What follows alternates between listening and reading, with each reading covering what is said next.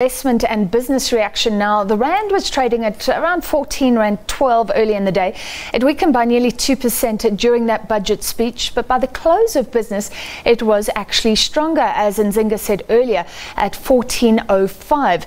Let's get some reaction. We're joined by Sipho Pityana, the President of Business Unity South Africa, and Owen Nkomo, Chief Investment Officer at Inkunzi Wealth. Welcome, gentlemen. Are there any cigar smokers among us? Sipho, let's start with you. Was this bold enough to ignite growth, to deal with our ailing economy? Well, Francis, thank you very much, and good evening to you and your listeners.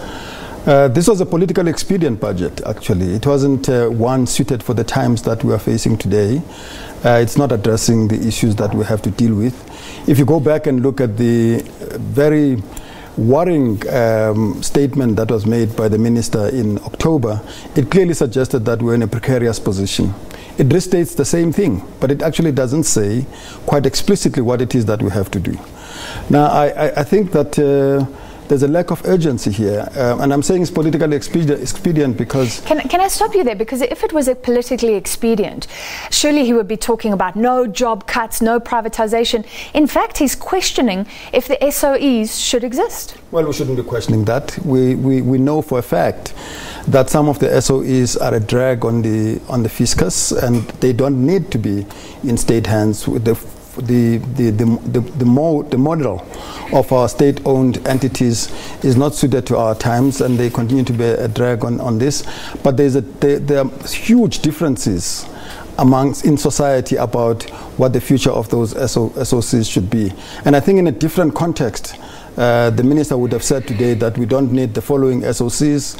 And so political expedience is about the prospect of an election coming. It's about placating potentially a negative reaction from certain quarters that are sensitive to the environment. The reality of the matter is that as business, we appreciate that.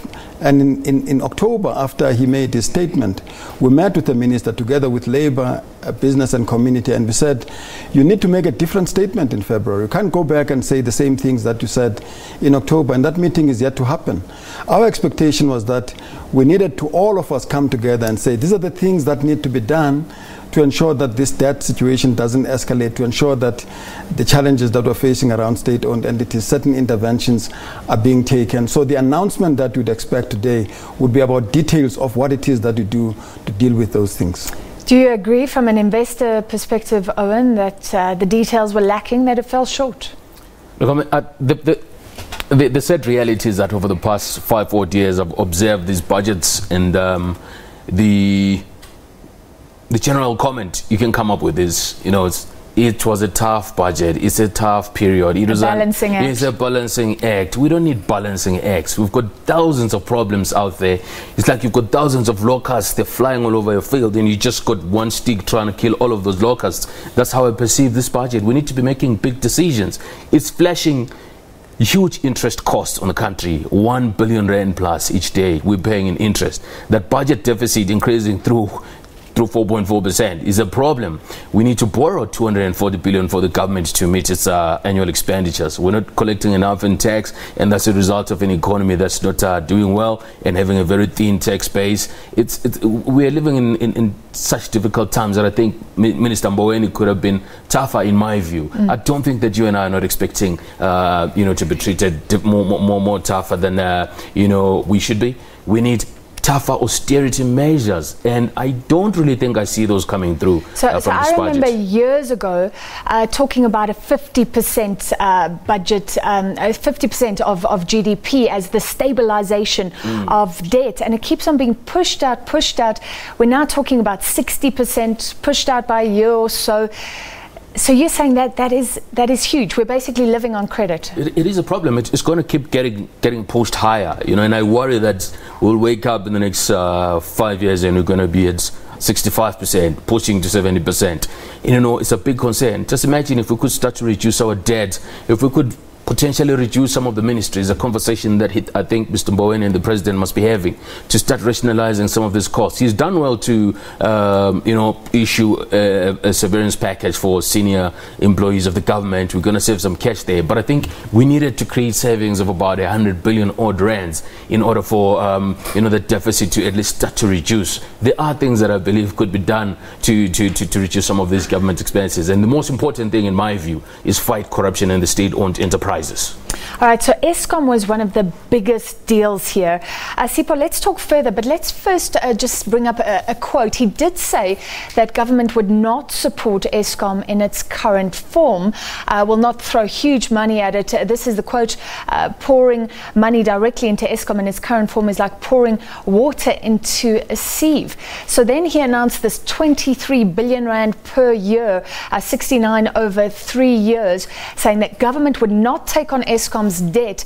Eskom itself seems to be happy. Here's a response from the CEO, and then we'll discuss further.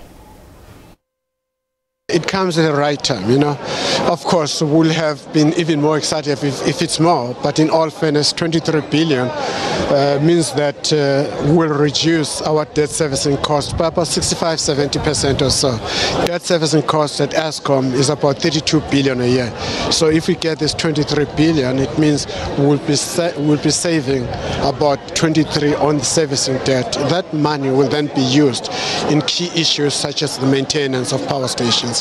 It comes at the right time.